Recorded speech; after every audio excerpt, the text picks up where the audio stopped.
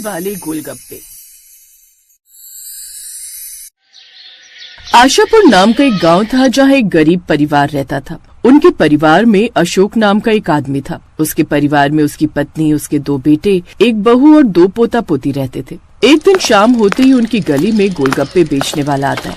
आइए आइए, खट्टे मीठे इमली वाले सब्जी के गोलगप्पे खा लीजिए। गोलगप्पे की आवाज सुनकर तभी अशोक के घर के सामने वाला विनोद अपने परिवार के साथ बाहर गोलगप्पे खाने आता है। अरे वाह, गोलगप्पे वाले भैया, आप तो एकदम ईद का चांद हो रहे हो। बड़े दिनों में आज दर्शन दिए हैं। अरे भाई साहब, गाँव गया हुआ था बच्चों को लेकर, बस इसी वजह से ठेला नहीं लगा पा रहा था। तभी विनोद का पोता सोनू कहता है, दादाजी मुझे सब्जी वाले गोलगप्पे खाने। हाँ, क्यों नहीं मेरे लाडले बेटे। भाई साहब, मेरे पोते को पेट भरकर गोलगप्पे खिलाओ भाई। हाँ जी, ठीक है जी। देखते ही देखते पूरे मोहल्ले के लोग उसके ठेले पर भीड़ लगा लेते हैं। वहीं दूसरी तरफ अशोक का परिवार उन्हें देखकर अपना जी ललचा रहा होता है। तभी अशोक की पत्नी उससे कहती है, मेरा तो सब्जी वाले गोलगप्पे देखकर जी बड़ा ही ललचा रहा है। हाँ माँ जी, मन तो मेरा भी बड़ा ही कर रहा है सब्जी वाले खट्टे गोलगप्पे खाने का। पिताजी हमें भी गोलगप्पे खिला दो ना। बेटी, आज तो बोनी भी नहीं हुई है, बिल्कुल पैसे नहीं है मेरे पास। मुंह लटकाकर सभी लोग अंदर चले जाते हैं और फिर अगले दिन राम कच्ची सड़कों पर कड़कती धूप में सब्जी की बोरी रखे हुए ठेलों को खींचते हुए अपने घर के आगे रोकता है और हांफता हुआ अपने छोटे भाई तरुण को आवाज लगाता है। तरुण, अरे वो तरुण, बाहर आकर सब्जी की बोरी उतरवा दे। अंदर से आवाज लगाता हुआ तरुण कहता है, आया भैया। दोनों भाई तेज धूप में ठेली से बोरी उतारते हैं। माँ, सब्जी की बोरी खोलकर सारी सब्जियों को हवा में फैला दो। गर्मी बहुत पड़ रही है, डर है कि खराब न हो जाए। गर्मी के कारण आज सुबह तड़के सब्जी बेचने गए थे, फिर भी आते हुए इतना समय हो गया। अरे कितनी बार कहा है तुझे, है साथ में अपने छोटे भाई को भी लेकर मंडी जाया कर, ताकि कल को इसकी भी आलू प्याज की ठेली लगवा दे।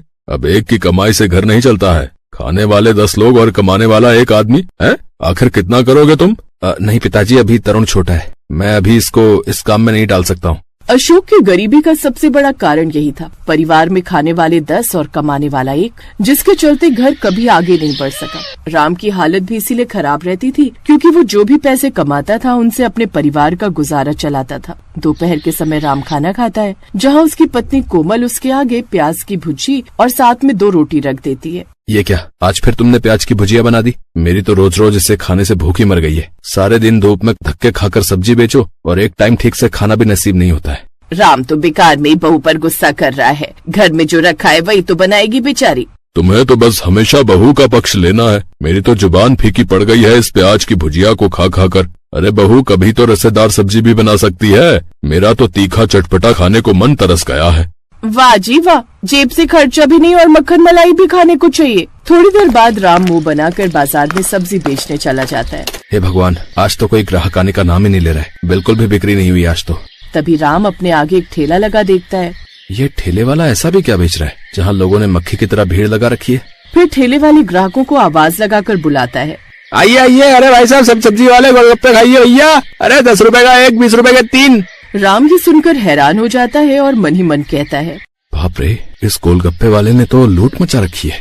10 रुपए में एक सब्जी वाला गोलगप्पा बेच रहा है। ये तो लोगों का पागल बनाकर अच्छे नोट छाप रहा है और बाकी आलू प्याज के ठेले पर भी अच्छी भीड़ है। बस मेरे ही ठेले पर कोई नहीं आ रहा है। ऐसे ही कुछ दिन तक चलता रहता है और कुछ टाइम बाद राम थोड़ी और पूंजी लगाकर हरी सब्जी के साथ आलू प्याज भी बेचने लगता है। लेकिन घमस गर्मी के चलते अब सब्जियां गलने लगती हैं, जिसे देखकर माला कहने लगती है, हे भगवान, इतनी गर्मी के कारण सारी सब्जियां गलने लगी हैं। अरे बहू, एक काम कर, इनमें से ठीक से आलू निकाल कर आलू की कचौरी बना ले और हरी सब्जियों में से ठीक से निकाल कर हरी चटनी बना लियो। ठीक है माँ जी। फिर बहू आलू उबालकर आटा मलकर गर्मा गर्म कचौरी बनाने लगती है और साथ में फूली फूली पूरी भी। तभी माला की पोती मुनिया एक छोटी सी पूरी बनाकर खुशी खुशी अपनी माँ से कहती है, मामा ये छोटी सी पूरी भी मेरी तेल में तल दो ना, मुझे ये खानी है। अच्छा ठीक है, लाओ। बहू जैसे ही उसकी पूरी को तेल में तलती है वो पानी पूरी की तरह फूल जाती है और मुनिया उसमें हरी हरी चटनी में पानी मिलाकर उस पूरी में भरकर खाने लगती है।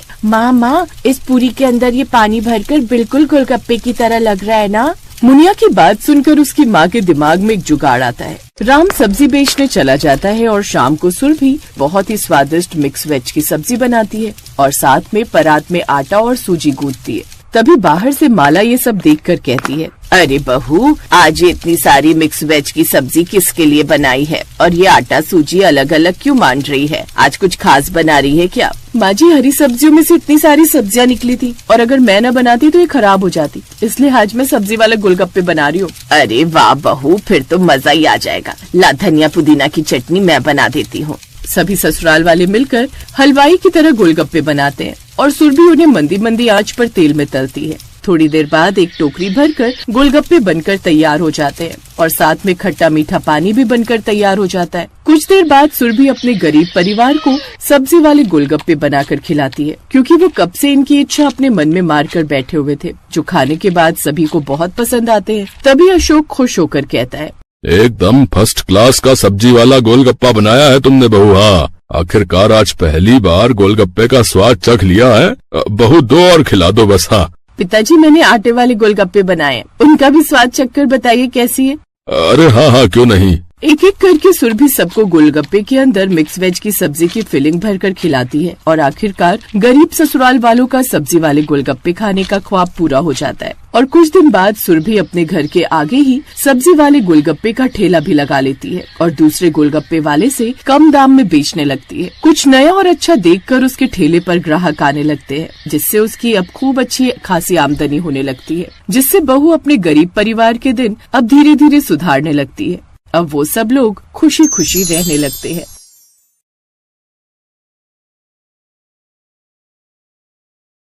गोमती ने देखा कि सुबह के 5 बज गए हैं। वो जल्दी जल्दी उठी और मंडी जाने के लिए तैयार हो गई। उठ गई गोमती? हाँ, और सुनो, मैं सब्जी लेने मंडी जा रही हूँ। तुम ब्रेड और दूध बंटी को बोल देना, ले आएगा। चाय ब्रेड खाकर ही दवाई लेना। हाँ हाँ, ले लूंगा, तू भी ध्यान से जाना। गोमती का पति किशन बीमार रहता था, इसलिए घर का खर्च चलाने के लिए गोमती सब्जियां बेचने लगी। गोमती सुबह सुबह की ताजी सब्जी खरीदने के लिए बड़ी मंडी जाने लगी। गोमती ताजी सब्जियां खरीद कर लाती और बाजार में ताजी सब्जी का ठेला लगाती। सभी ग्राहक जानते थे कि गोमती बड़ी मंडी से ताजी सब्जियां लाती है, इसलिए सुबह सुबह गोमती के ठेले पर सब्जी खरीदने के लिए ग्राहकों की भीड़ लग जाती थी। 1 किलो आलू, प्याज, टमाटर और हाँ, आधा किलो करेला, भिंडी और अरबी भी कर दो। 1 किलो खीरा निकाल देना। हाँ हाँ, अभी कर देती हूँ। तभी एक औरत गोमती के पास आती है जिसका नाम मेघा था। वो गर्भवती थी और सुबह सुबह टहलने के लिए निकलती थी। मेघा का नियम था, वो गोमती से ताजी सब्जियां लेती हुई ही घर जाती थी। गोमती, मैंने तुम्हें कच्चे आम बोले थे, लाई हो क्या? हाँ हाँ मेघा दीदी, आपके कच्चे आम मैंने पहले ही अलग ले लिए थे। ये देखो, ताजे ताजे कच्चे आम। अरे वाह, इन कच्चे आमों को देखकर तो मेरे मुंह में पानी आ रहा है। वैसे कुछ भी कहो, सुबह सुबह की ताजी सब्जी की सुगंध ही अलग होती है, जो पूरे बाजार में सिर्फ तुम्हारे ठेले पर ही मिलती है। मुझे लगता है तुम बहुत मेहनत से सुबह सुबह बड़ी मंडी से ताजी सब्जियां लाती हो। कितने बजे उठ जाती हो गोमती? मेघा दीदी, रात को देर से सोती हूँ और आप तो जानती ही हो, बंटी के पापा की तबीयत ठीक नहीं रहती, पूरे घर का काम देखना होता है। फिर सुबह सुबह मंडी निकलती हूँ 5 बजे उठकर, उसके बाद घर जाना ही नहीं होता, सीधी यहीं आ जाती हूँ और ठेला तैयार करती हूँ। और कोई सब्जी चाहिए, दे दूं क्या? और आज आप अकेले आए हो, अक्सर तो आपके साथ अमर भैया होते हैं। हाँ, अमर को कुछ दिनों के लिए ऑफिस के काम से बाहर जाना पड़ा, आ जाएंगे बोल रहे हैं। वैसे मैंने माँ को बुला लिया है, अकेली होती हूँ ना घर पर तो मन ही नहीं लगता। एक काम करो, मैं तुम्हें सब्जियां बता देती हूँ, क्या तुम रोजाना मेरे घर पर ताजी सब्जियां दे जा सकती हो? अब चला नहीं जाता, पूरा टाइम है ना, इसलिए। हाँ हाँ, आप चिंता मत करो मेघा दीदी, मैं रोजाना सुबह सुबह की ताजी सब्जी आपके घर पहुंचा दिया करूंगी। इस हालत में आप अपना ख्याल रखो और किसी भी चीज की जरूरत हो तो मुझे वो भी कह देना, मैं ला दिया करूंगी। मैं तो बड़ी मंडी जाती रहती हूँ। बहुत बहुत धन्यवाद गोमती, नहीं तो आजकल इतना कौन करता है। ठीक है, अब मैं चलती हूँ, ये मेरा फोन नंबर है, मैं तुम्हें सब्जियां बता दिया करूंगी, तुम पहुंचा दिया करना। ठीक है दीदी, इसमें अपना नंबर आप खुद ही डाल दो, मुझे डालना नहीं आता। हाँ हाँ, लाओ। मेघा अपना नंबर गोमती के फोन में सेव कर देती है और उसका नंबर भी अपने फोन में ले लेती है। मेघा गोमती को फोन पर बता देती थी कि उसे सब्जी में क्या चाहिए। हेलो, हाँ मेघा दीदी, ठीक है, मैं अभी ठेले पर पहुंचूंगी ना तो पहले आपकी सब्जियां ही अलग करके दे जाऊंगी, उसके बाद ठेला लगा लूंगी। ठीक है गोमती। तुम्हारी ये सब्जी वाली बहुत अच्छी है, बेचारी रोजाना सुबह सबसे पहले तुम्हारी ही सब्जियां अलग करके दे जाती है। इसकी दी हुई भिंडी मैंने कल काटी थी, एक भिंडी खराब नहीं निकली, सब ताजी कच्ची कच्ची भिंडी थी। हाँ माँ, बहुत अच्छी है गोमती, पर बेचारी का पति बीमार रहता है, 3 छोटे छोटे बच्चे हैं, अकेले ही सब्जी बेचकर घर का गुजारा कर रही है। गोमती सच में बहुत अच्छे स्वभाव की थी, ये बात मेघा और उसकी मम्मी जानते थे। एक दिन बहुत तेज बारिश हो रही थी, सड़कें पानी से भर गई थी, निकलने का भी कोई रास्ता नहीं था। गोमती सब्जियां तो ले आई थी पर ठेले पर नहीं लगा रही थी। आज तो बारिश ने परेशान कर दिया, सोच रही हूँ ठेला रुक कर लगाऊं, सड़कों पर पानी भरा हुआ है, कोई सब्जी लेने नहीं आएगा, थोड़ी देर बाद ही लगाऊंगी। अभी सारी सब्जी की बोरियां यहीं साइड में रख देती हूँ। एक काम करती हूँ, मेघा दीदी ने कल कच्चे आम बोले थे और बाकी सब्जियां भी तब तक उन्हें दे आती हूँ। आज उनका फोन भी नहीं आया, उन्हें लगा होगा कि मैंने बारिश के चलते सब्जी नहीं लगाई होगी। बारिश का पानी भी थोड़ा उतर जाएगा, बोरियां यहीं ठेले पर बांध जाती हूँ। गोमती ने सब्जी की बोरियां ठेले पर बांध दी और ठेले को जंजीर से बांधकर वो सब्जियां देने के लिए मेघा के घर चली जाती है। पर वो देखती है कि मेघा की तबीयत बहुत खराब है और जिस डॉक्टर से उसका इलाज चल रहा है वो उसका फोन नहीं उठा रही है। अस्पताल में भी कोई फोन नहीं उठा रहा, जिस वजह से मेघा और उसकी मम्मी बहुत परेशान हो रहे थे। मम्मी, कोई भी फोन नहीं उठा रहा, मेरा दर्द बढ़ता जा रहा है, मुझे लग रहा है मेरा लेबर पेन स्टार्ट हो गया है। मुझे भी यही लग रहा है कि तुम्हारे बच्चे का दर्द शुरू हो गया है। एक तो बारिश में कोई कैब भी बुक नहीं हो रही। आंटी जी, आप चिंता मत करो, यहाँ थोड़ी दूरी पर ही मेरी जान पहचान वाले एक ऑटो वाले भैया रहते हैं, मैं अभी उन्हें लेकर आती हूँ। मुझे लगता है आज बारिश की वजह से वो काम पर नहीं गए होंगे। गोमती उस ऑटो वाले के घर जाती है जिसे वो जानती थी। बारिश की वजह से ऑटो वाला भैया आज काम पर नहीं गया था। गोमती के कहने पर वो अपना ऑटो निकाल लेता है। वो सब मेघा को अस्पताल ले जाते हैं। गोमती मेघा की मम्मी के साथ वहीं रहती है। बारिश भी अब रुक चुकी थी, पानी सड़कों से उतर गया था। मेघा के हस्बैंड को जब ये बात पता चलती है तो वो सीधा हॉस्पिटल ही आ जाता है। मेघा एक बेटी को जन्म देती है। थैंक यू गोमती, अगर आज तुम ना होती तो न जाने कितनी परेशानी हो जाती। अमर, तुम्हें पता है गोमती ही ऑटो वाले भैया को लेकर आई थी। थैंक यू गोमती, तुमने आज हमारी बहुत मदद की है।